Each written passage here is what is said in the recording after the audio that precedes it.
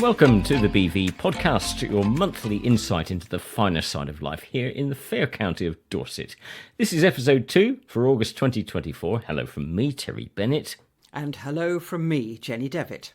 In this episode, regular BV correspondent Andrew Livingston is frustrated already with the new government's approach on farming subsidies. I chatted to him to find out why.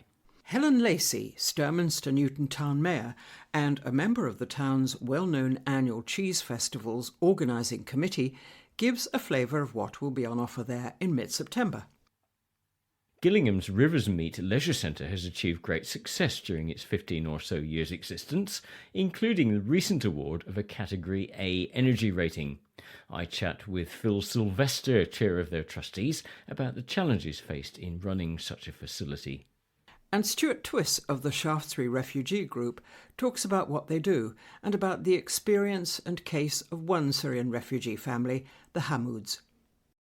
Andrew Livingston is a regular contributor to the BV magazine and comes from a farming family himself. Indeed, he worked on a poultry farm for several years. In the August BV magazine, he expresses some unease at the government's approach to farming subsidies and the fact that an announcement on next year's grants won't be made before the budget, which is due to be held in the autumn. I caught up with him to explore the subject in a little more depth.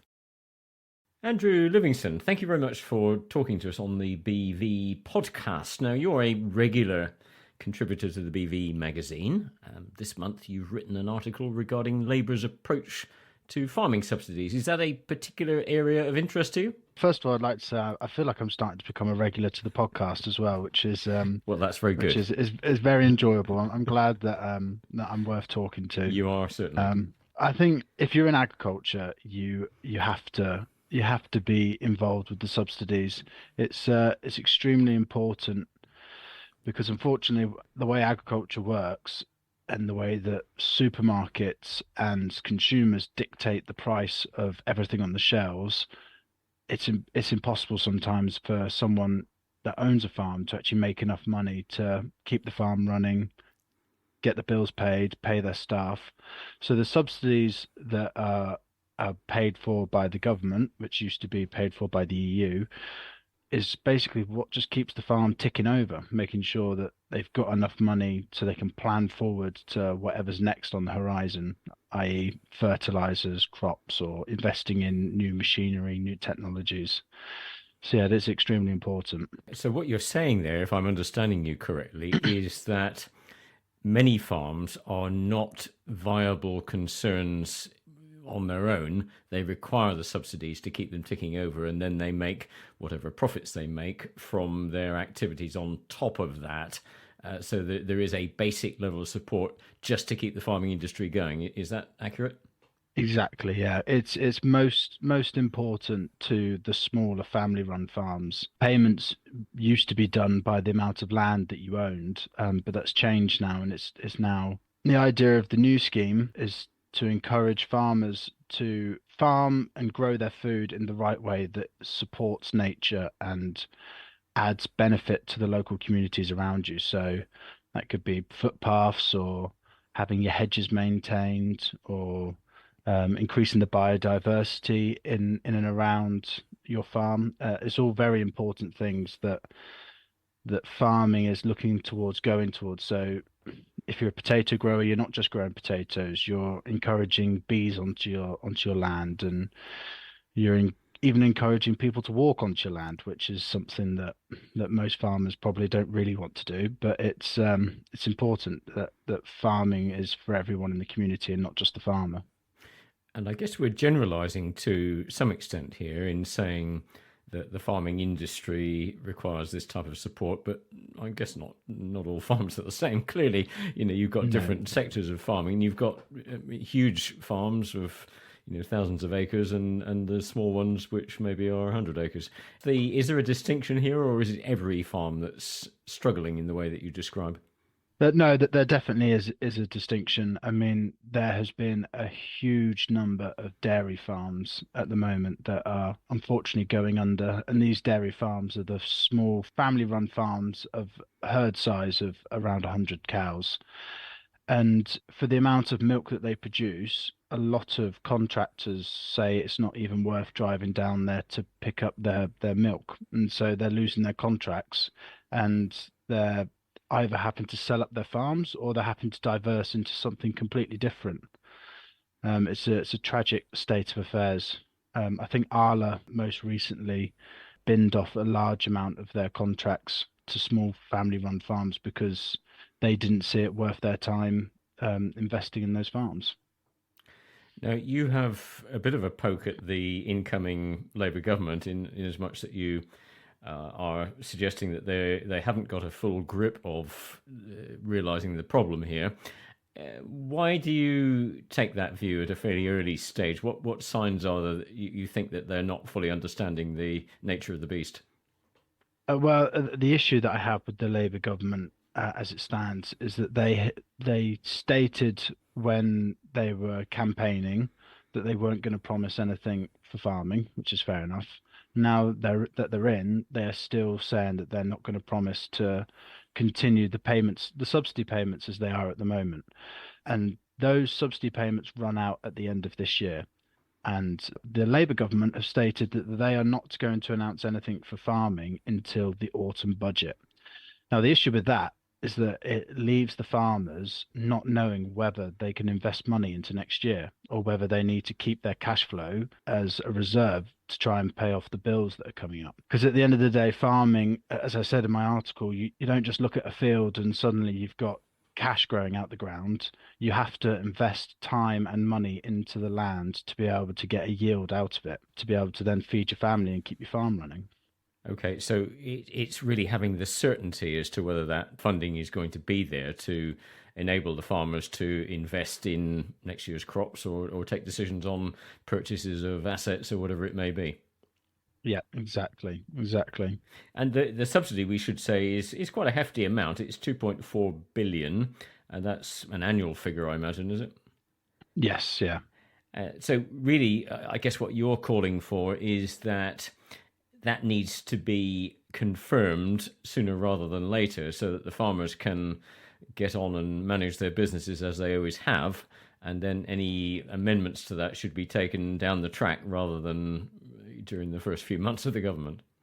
Yeah, exactly. And I will say that this isn't just an issue with Labour because after Brexit, the Conservatives took way too long to decide on what the course of action was going to be to keep funding farming. And even you have to look at the Welsh government. They received huge numbers of protests at the beginning of this year from farmers because the stipulations that they've put in to encourage growth in the environment is for the Welsh farmers to give up massive amounts of their land for tree planting. Well, yes, it's great to get the money from the government, but you still have to be able to farm your land. And if you're giving up 10 to 20% of your land just to planting trees, well, are you a farmer anymore, or into forestry? It's not just a Labour problem, although I do like to take a jibe at the government, but it's just a problem in general with the people at the top not necessarily understanding how farming works.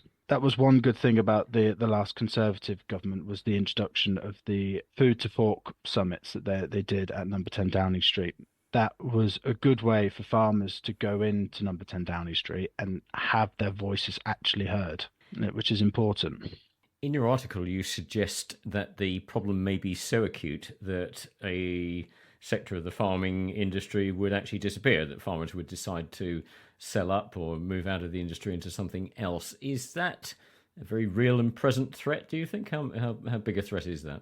Well, as I said, with dairy farmers, it's a constant. We might end up with an American model of farming where it is just super farms that are thousands and thousands of cattle, and you have each farm has its own dedicated vet and its own specialized everything. And that, in my view, one isn't the best for animal welfare because the more cattle you have, the less time you're spending with your cattle. And two, it takes out what's nice about farming is farms are often family run businesses that are handed down from father to son and to daughter and then to the next son and then to the next one. As soon as that farmer sells his land because he can't afford to farm it anymore, the history of that land is gone. What happens then is it gets sold to the Dorset Council to rewild and then do nitrogen mitigation, or it could get flattened and turned into houses. I mean, that's just the reality of how things are at the moment.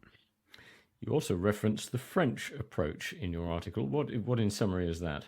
That would be flinging muck at whatever building you could find to try and make as much of a noise as possible. It's not just the French, to be fair. It's the whole of, well, the majority of the European Union farmers have been pretty peeved off about how they've been treated. And as I said earlier, things were looking to go that way in Wales, but they have postponed the announcement of their farming payments after a consultation, which is just government speak for biding time. It's a possibility because farmers, they have a breaking point. Essentially, there's only so much that they can take before they say, "This is it. I've had enough. I'm going to go scream and shout until I feel as though my voice is actually being heard." Well, the French farmers, of course, have been very vocal in the past to matters that concern them. But anyway, okay, just to wrap up, if you had a meeting tomorrow with Keir Starmer or Rachel Reeves or even Steve Reed, the DEFRA secretary, what would your elevator script be, so to speak? What would you be telling them in a nutshell you'd like them to do? In a nutshell, I would tell them that they need to back British, and because someone's going to have to grow the food for the shelves, and if they're not going to pay us to do it, then all they're going to do is import food from abroad. And then the issue that you have with that is one, you're not entirely sure how safe the food is. For example, eggs that come over have a higher risk of salmonella, and two is the animals that make that food don't have as high a welfare standards as we have in the UK. The UK has some of the highest welfare standards in the world, which is why when we see imports, it's upsetting because nobody does farming better than we do. Other countries probably make more money off it, but they don't have the care and the respect for the animals quite like we do.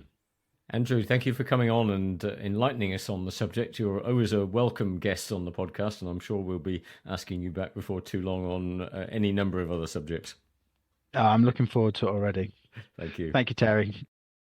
Come the middle of September, it'll be time for that annual foodie fest, the Sturminster Newton Cheese Festival, and in my view, it's definitely one not to be missed. It's always a laid-back festival, and there are a quite amazing number of different cheeses on offer. Not just cheeses, but other foodstuffs too, drinks and arts and crafts, and things to keep children entertained. Helen Lacey is Sturminster Town Mayor, and is on the organising committee of the festival, which began life in 1999. I said to Helen that today's festival must be very different from that first one. Oh, it is. I mean, the first one was actually over 4 days. And, of course, we had the creamery back then as well. So there were creamery tours. It was a whole town event back then. But down on the wreck, where you have those big marquees now, there were 2 scout tents, which looked tiny in comparison to what we have now. And we used to do all sorts. There was a tea dance, there was a cookery competition. We just did all sorts back then. And there was a fashion show on the Saturday night, which was in one of the scout marquees. So the entire marquee more or less had to be cleared so a catwalk could go in and tables and chairs for an audience. It's certainly changed over the years. I don't think we ever thought it would be what it is now.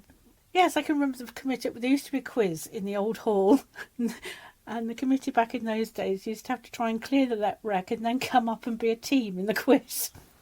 And none of us could think straight. So I'm not surprised. It was obviously a rather more complicated event to organise, even than it is now.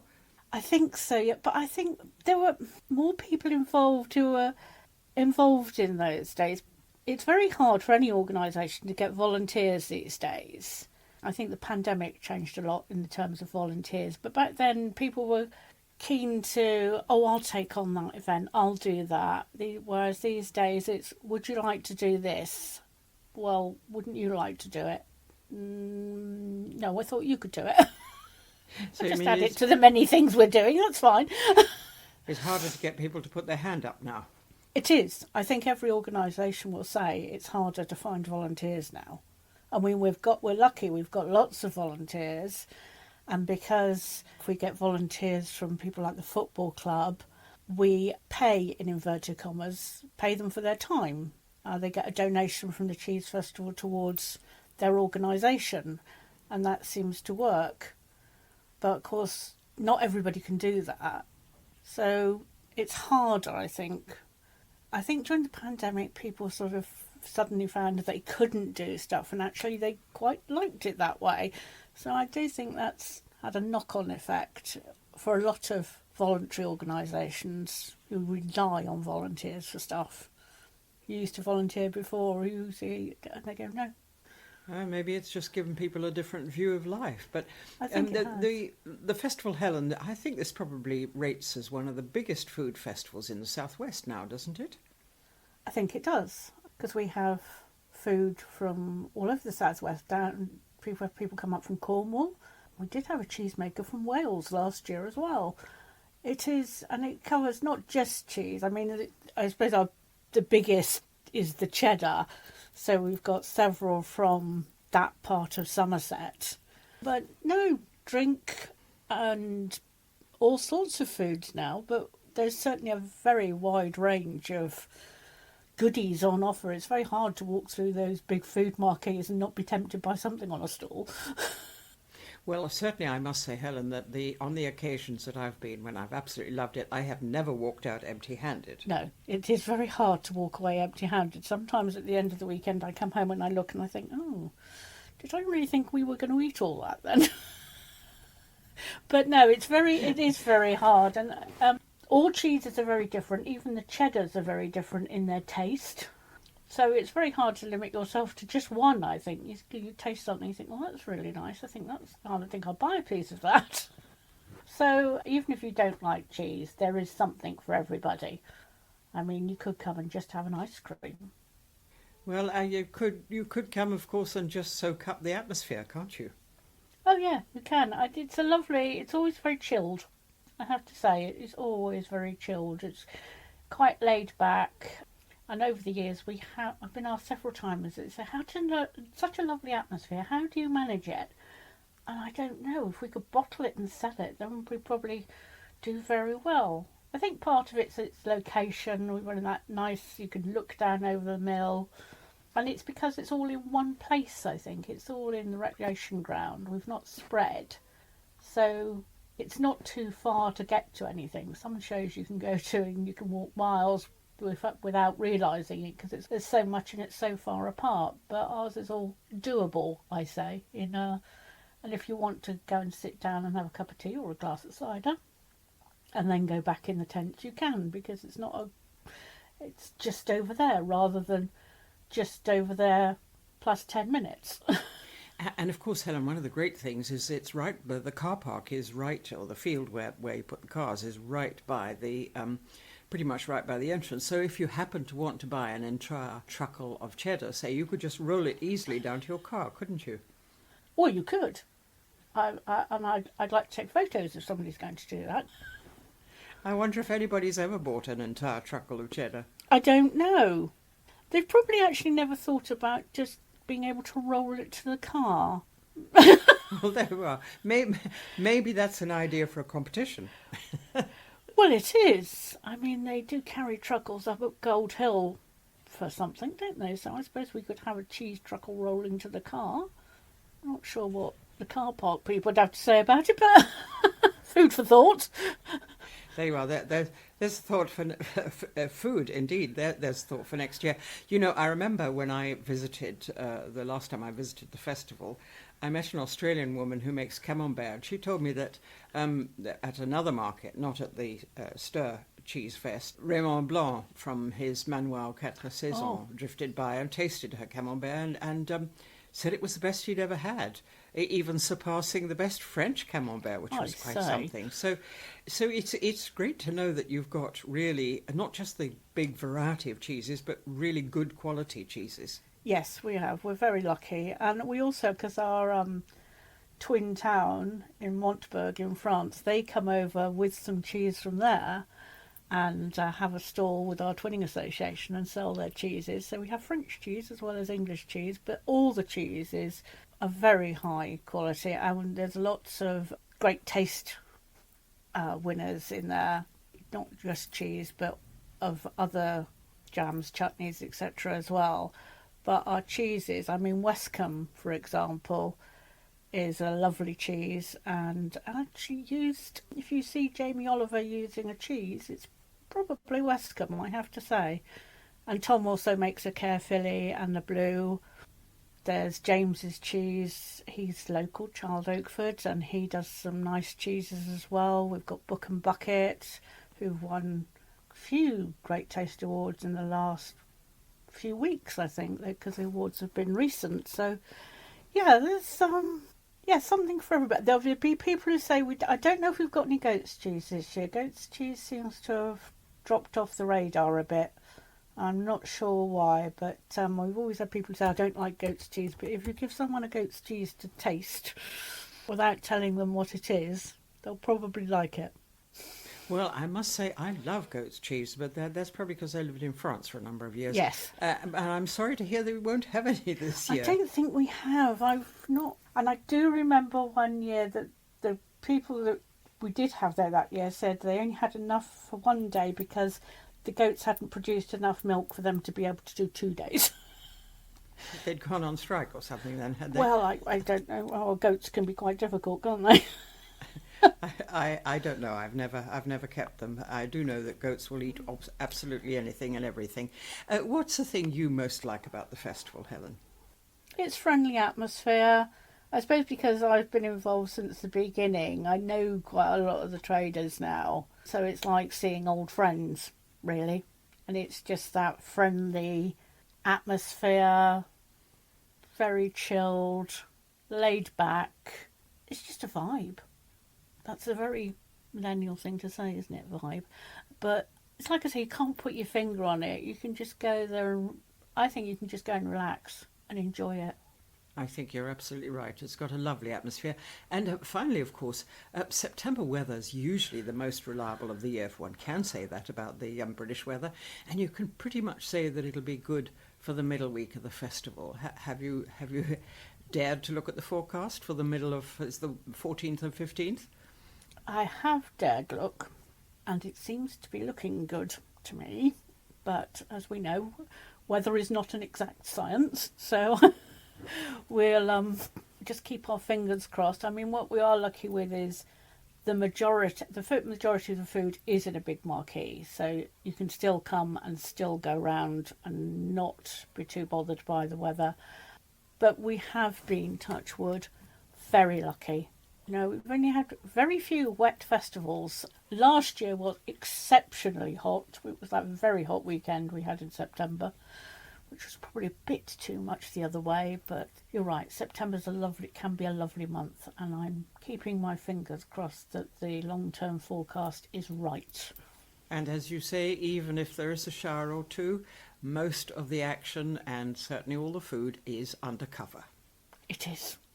And we've got craft undercover as well, so that's and the children's entertainment's actually in the open-sided marquee, so they would be undercover as well. I think we're pretty well covered for that, but let's hope we don't have to be. I'm sure it'll be lovely. Yes. Thank you so much, Helen, for talking to us for the BV podcast, and I wish you very well for the festival, and I personally hope to be coming along. Many thanks to Helen Lacey, Sturminster Newton Town Mayor and Festival Organising Committee Member. Those dates for your diary, the 14th and 15th of September. Do go. It's a lovely festival. Gillingham's Riversmeet Leisure Centre features in the August edition of the BV magazine, not least of all due to its very commendable green energy credentials. I spoke to Phil Sylvester, chair of the trustees, to find out a little bit more. I must apologise in advance for the quality of the online recording, which dropped out on several occasions, but hopefully the edited version isn't too badly affected. I'm joined by Phil Sylvester, who is the chair of the Gillingham Community and Leisure Trust. And Phil, tell us, the Riversmeet Leisure Centre, is that one and the same thing as the Gillingham Community and Leisure Trust, or does it extend further than that? We run a new strength and conditioning gym on the Brickfields Industrial Estate in extra land at the start of this year, and that's been a really huge success. And Dexter have been very supportive partners in that. So we're their tenants on our second site, but the main site is the Hardings Lane Riversmeet site with the swimming pool and all mod cons and sports hall and studios. And what's the history of the Riversmeet Leisure Centre? It goes back, what, 20 years or getting on for?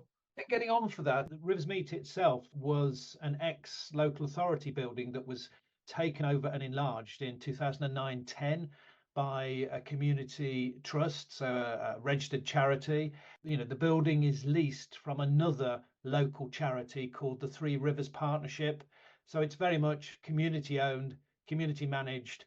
I'm one of 7 volunteers on our board of trustees, and we have an excellent staff team that runs into 70 plus, run by the general manager, and we are the trustees that supposedly give strategic oversight. And it's somewhat rare, I believe, for such a facility to be community owned. How did that actually come about? Did you organise the funding to acquire the facility, or actually owned by somebody else and you're just leasing it? I think in the early days there was an awful lot of work put in by an awful lot of people whose names I know not, but I know John Havel, who continues to be a member, was a main mover in that. And in those days it was North Dorset District Council that were very, very helpful, and we are still paying off a loan which was to North Dorset District Council, which now is Dorset Council. So a lot of money was raised. I think several, £5 to £7 million, I think, in the early days in 2009-10. And it was a vast undertaking for which none of us who are presently involved can take any credit at all. And tell us also about the leisure centre itself. For those that won't have been there, myself included, what actually is there? Presumably, I think you mentioned a pool. What else is there? I mean, basically, we've got a community cafe. We have a large swimming pool. We have a large gym. We have several dance studios, Pilates studios, and sort of fitness studios. There is a room full of spinning bikes, so a spinning studio, and a large sports hall, which can be used for badminton, soft play, pickleball, five-a-side football, netball, and all manner of other events. We also have we're sort of a naturally a centre for many community events.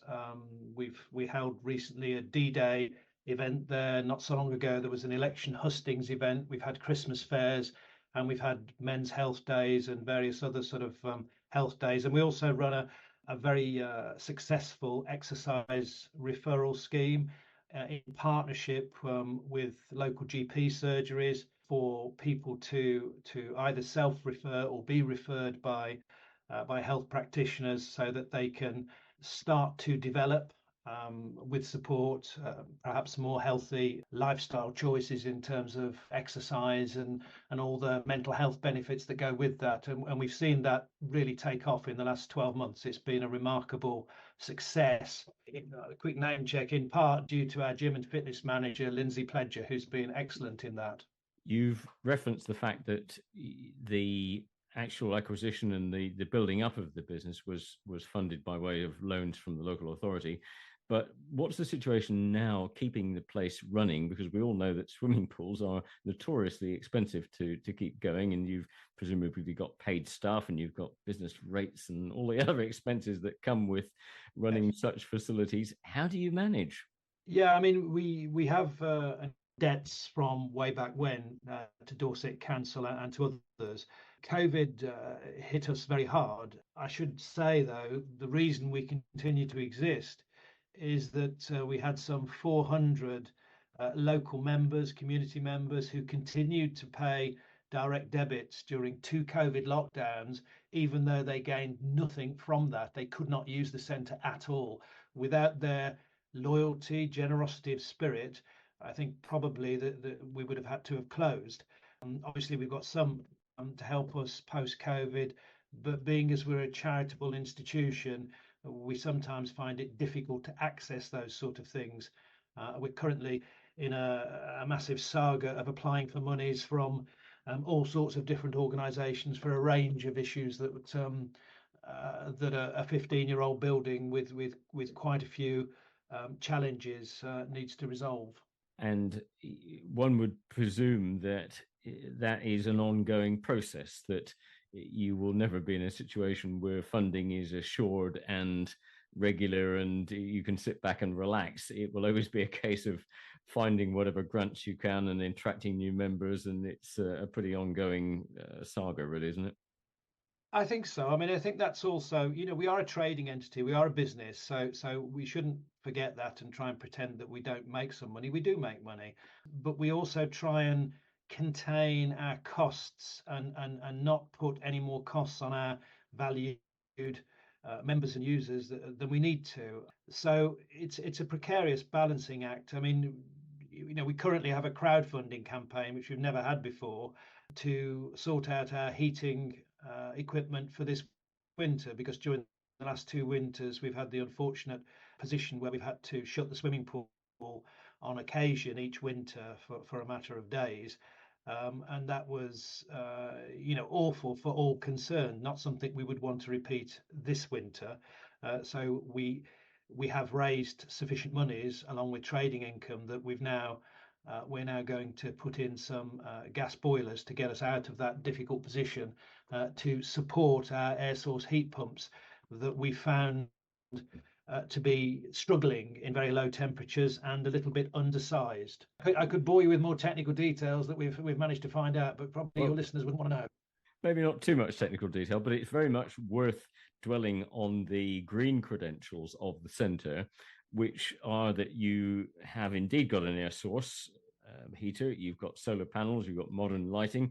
I think you've cut your energy consumption by about 50% in the past couple of years, and your carbon emissions by, well over 90%. And you've recently got a Category A energy rating. All of that is a pretty big feather in your cap, isn't it? It must have taken quite a bit of achieving. Yeah, no, you're well informed. To drive down energy usage, we have, with Dextra's help and some Section 106 funding, we put fourth generation LED lighting in across the piece.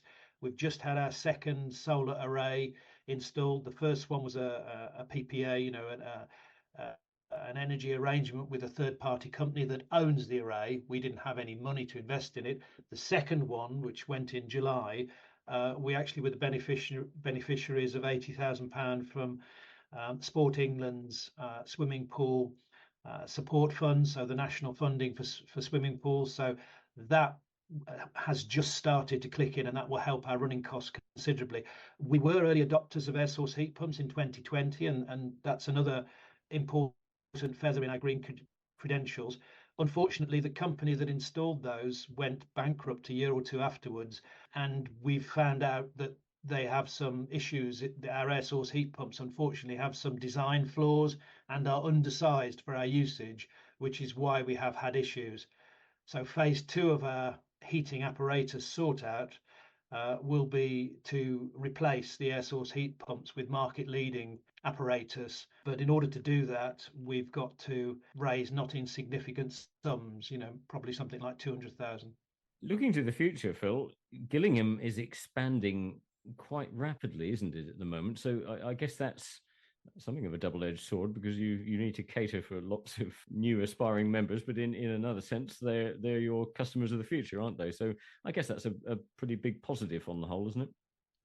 Yeah, fantastic. The fastest growing town in Dorset. I mean, we're about 11,000 at the moment. Population in North Dorset at the census about 80,000. So we cater for quite a good demographic cross section of folk that will travel, half an hour, 40 minutes to get to us if they need to. There's obviously a lot of folk locally that can walk to us, which is fantastic in terms of, carbon and also their own mental health. And we see the growth of the area as a fantastic opportunity, both in terms of marketing and potentially our involvement in other ventures. We've already had discussions with the town council showing our willingness to collaborate with them in terms of if they build some tennis courts to manage those, if they do some other stuff to collaborate with them in terms of managing other facilities, if they need us and if they want us. So we'll be very willing partners in any of those developments.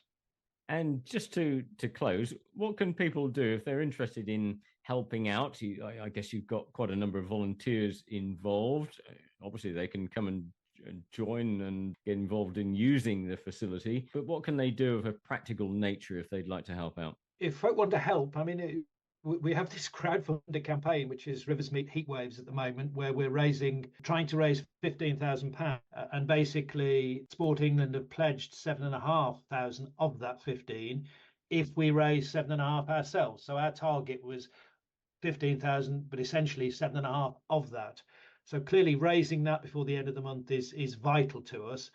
Having said that, the bigger picture and the more important thing in the long term is to replace our air source heat pumps. That's going to be a highly significant undertaking. Should we raise more money in the current campaign, then we will ring fence said monies towards our larger needs, which strategically we'd really like to think we can do a complete replacement of the air source heat pumps in 2025, because we don't want any more breakdowns and loss of refrigerant gas, which is equivalent to 40 trees each time, and the sort of things that should happen, so our engineers tell us, once in 10 years, but have been happening to us once in 4 or 5 months. We have wasted, in inverted commas, nearly £100,000 on repairs and maintenance due to the equipment being poorly designed. Phil, it certainly sounds like a very well organised and managed facility, and with your green credentials, one that's got a great future ahead of it. So we wish you well with that. That's very kind. And just, I should have said a little bit more in my previous answer to your question, that if anyone wants to help us in a practical sense, by all means, come and talk to us. Come and talk to us. We're very happy to listen. Come and have a look. Try out some of the stuff. Try some of the stuff for free. And see what you think, because some new experiences are waiting just around the corner. Phil, thank you very much indeed. Thank you. This month's BV has a moving account of the Syrian refugees who arrived in Shaftesbury in 2017, knowing no one, not speaking the language, and not really knowing what their life would be. The Hammouds had fled their productive farm in Syria, leaving everything behind. Shaftesbury is now the place they regard as their permanent home, and a big part of being able to feel like this is down to the help and welcome they received from the Shaftesbury Refugee Group.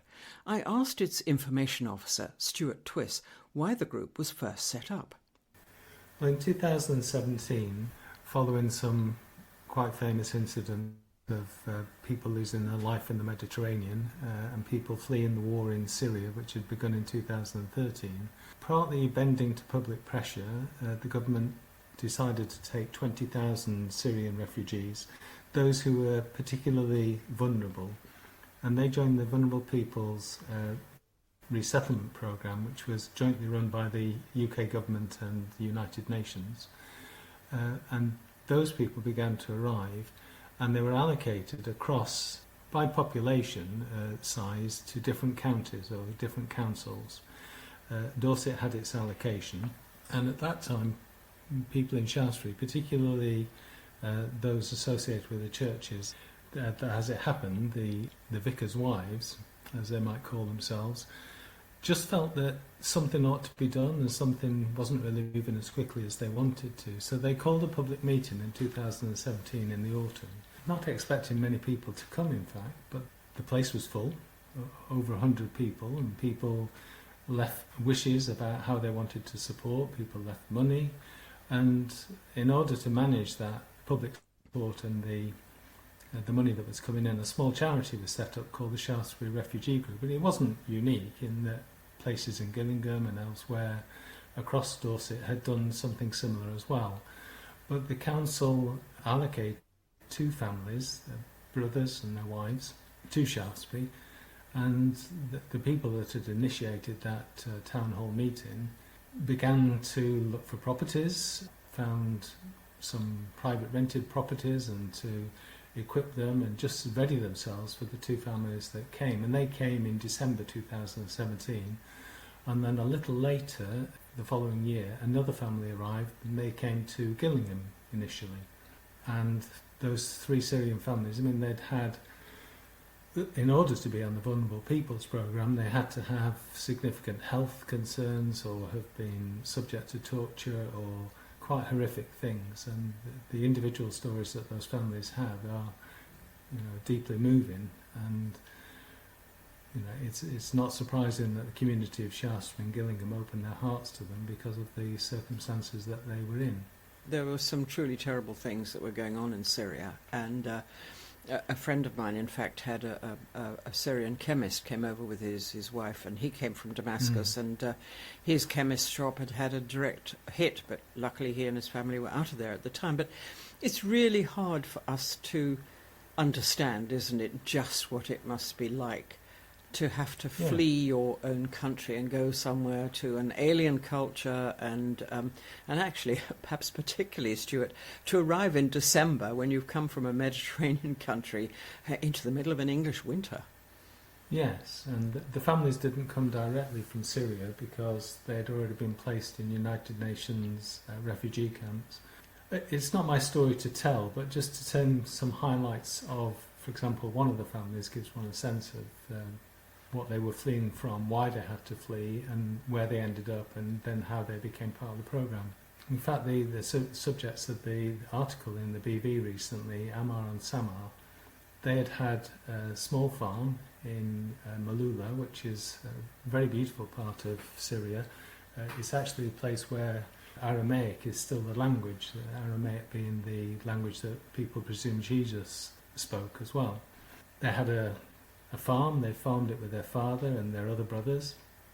In many senses it was an idyllic existence, but then as the war became a reality, it moved across the country with what one might call the rebel faction for a period, camping out in the area where they had the farm, and then later the government forces followed on from that. And as the government forces came in, they took most of the menfolk, kidnapped them, killed many, tortured others, obviously without trial, held for unknown periods of time.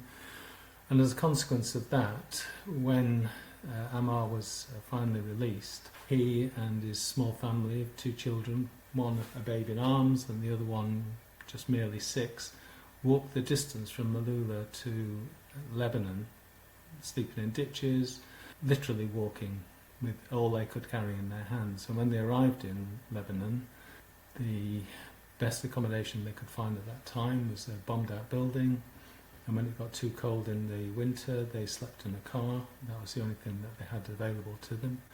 Eventually got work, eventually got some accommodation supported by the refugee effort, but these are traumatic circumstances for anybody, and they obviously met the conditions of the Vulnerable Peoples Programme and in December left. But when you've had all of those life circumstances, your trust in other people and your trust in communities begins to diminish. And when they arrived in Shaftesbury, they were fearful and frightened and cold and not speaking the language and not understanding. I mean, Sam has told me the story many times about it took her over a week before she could empty anything out of her suitcase because she was so fearful of the circumstances she was in. She just wanted to be home, but of course the opportunity to be home had already been removed from her. So, it just gives you an example, and one could tell the story of Atif and Nanadi or Imad and Bayan and their families, and there are similar awful things that people, nobody leaves their home unless they're driven to do so. Nobody takes their children on a almost 80-mile walk into a different country unless you've got no choice. No, Stuart, I think many people don't understand that that refugees such as the Hammouds didn't choose to come here. They were forced to, and to have to adapt and make a new life would be just extremely challenging, to put it mildly. Yeah, I think it's only a lack of knowledge because anybody who meets Samar and their family and gets to know them learns that story, and you then begin to marvel at the degree of courage that they had to do that, to make those decisions, and also the fact that they've been able to rebuild a life from that horrific circumstances. I've seen pictures of the farm that the Hammouds family had, and it's beautiful. You'd want to be there yourself, but when that's removed from you, when it's burnt, when it's stolen, what is one going to return to? So their courage is actually an inspiration to me and to other members of the Shaftesbury Refugee Group continually. And Stuart, the Hammouds, I understand, said of your group that it feels like they're our family, not volunteers. And one of them said, now I feel safe. If I have any problem, I know what to do. There's such lovely tributes to hear. Yeah, I don't know how to respond to that. I think it's mutual. We feel that they're our friends, that they're our family. One of the best things that's happened to me in the last 10 years, maybe 20 years, is attending the citizenship of the family and see them, in a sense, rewarded for all of their effort and hard work and ability to grow a new life, to become a citizen of the UK. And to be invited to be part of that was an enormously privileged moment. Along with other trustees, I'd have to say in particular, my friend Ros, who's one of the trustees, she has been like a grandmother to the family.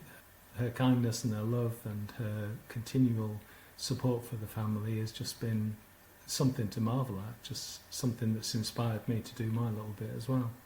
I imagine, Stuart, that you and the group feel that your lives have been enriched by helping and getting to know the Hammouds in particular. That's a brilliant way to put it, Jenny. Yeah, that's exactly what it is. It's made our lives richer. It's made our diet richer. we cook better, with more flavour, with more interest.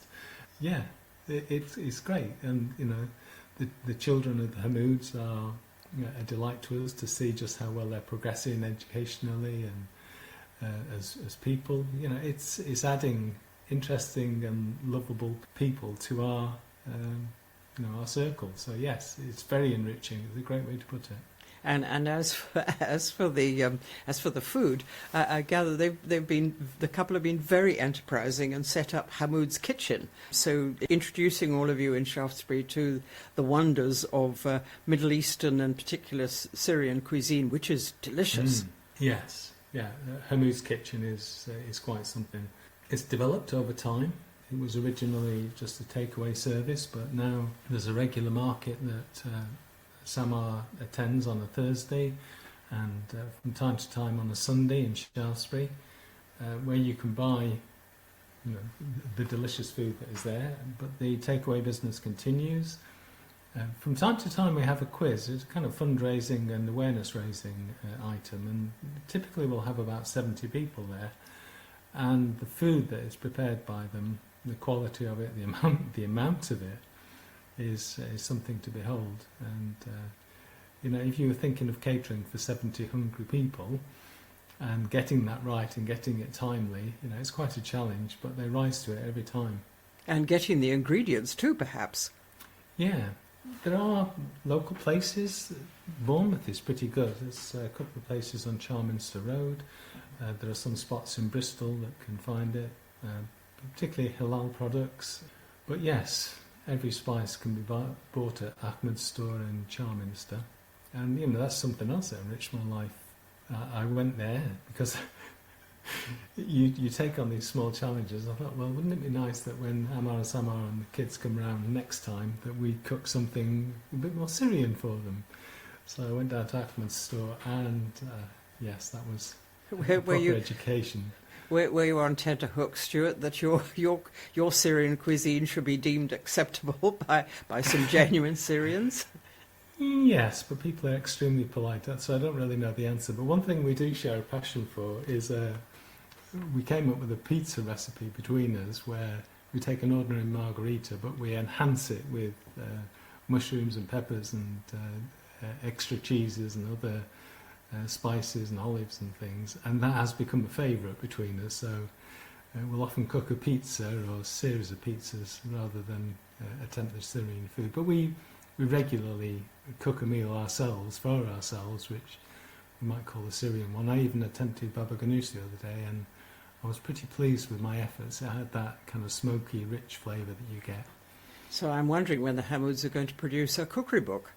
That is a thought, isn't it? There we are. That could be a project for your Shaftesbury Refugee Group, could it not? It could. Amar has got an absolutely massive sort of encyclopedic knowledge of how to create.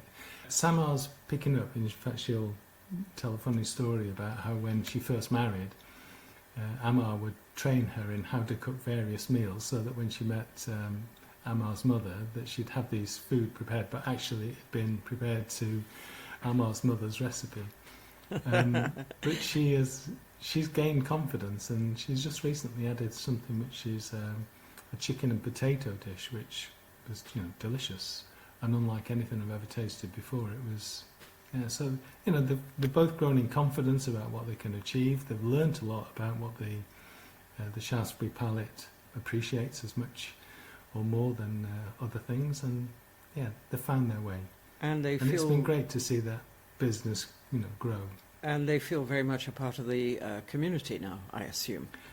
Yeah, and I think that strong connection has come mainly through their business. It's I know that people will go to the market on Thursday expecting to see Samar, knowing her. Yeah. So it's been a way of being part of the community and giving back to the community. They are very, very keen that they give back to the community that has taken them to the hearts and has helped and supported them. And that includes tens, hundreds of people who have been part of that journey. You, Stuart, yourself have first-hand experience of Syria pre-war, pre-Civil War, don't you? Yes. I joined a British Council-supported project that was working with the United Nations Relief and Works Agency. Carolyn and I would go as consultants to support the Palestinian refugee education system, the one that's been so disrupted recently. And the project, an interesting project, trying to use the knowledge of people in Palestine, the education professionals themselves, to build a way of recognising where good practice existed and helping support people to practice education better. And did that over 4 or 5 years. And Damascus, which I visited a couple of times, the most stunning and beautiful city with its old parts and new parts. And when we're talking old, we're talking almost 2,500 years, 3,000 years. Aleppo is one of the oldest cities in the world. That can... its history, I'm guessing here, would go back 5,000 years. And that was equally true of the places that we visited in Jordan, in Gaza, in Lebanon itself, in Beirut, just stunning places. And it breaks one's heart to see the pictures now of the devastation that the war has brought about, the various wars. But at least you saw it before it was destroyed, didn't you? Yeah. So I have a huge faith in the capacity of people to restore as well, because when we visited Beirut, it was maybe 10 years, 15 years after the civil war there, and although one could see buildings that were pockmarked by shells and shooting, there were also brand new rebuilt areas, and just astonishing what people, any people, anywhere can achieve, and to do so in unity. Well, I think that's the thing that we're after, is that, a greater unity, a greater sense of shared purpose, and that's not easily achieved. Now, I wouldn't know how to start, but when you see the product of it, it's something astonishing. Well, you've got examples of the resilience of that spirit, have you not, in your Syrian refugees in Shaftesbury? Yeah, and also since 2022, when the war against Ukraine escalated again, from the Ukrainian people that moved here. Yeah, in fact, if one meets a refugee then and gets to know them then it's not long before you're inspired about the journey that they've made and what they've endured, and it puts one's own life in perspective and enriches it, as you said. Stuart Twiss, Information Officer of the Shaftesbury Refugee Group, talking to me recently for the BV podcast. Well, that's about it for August. We hope that you'll join us again in September. Until then, it's goodbye from me, Terry Bennett. And it's goodbye from me, Jenny Devitt.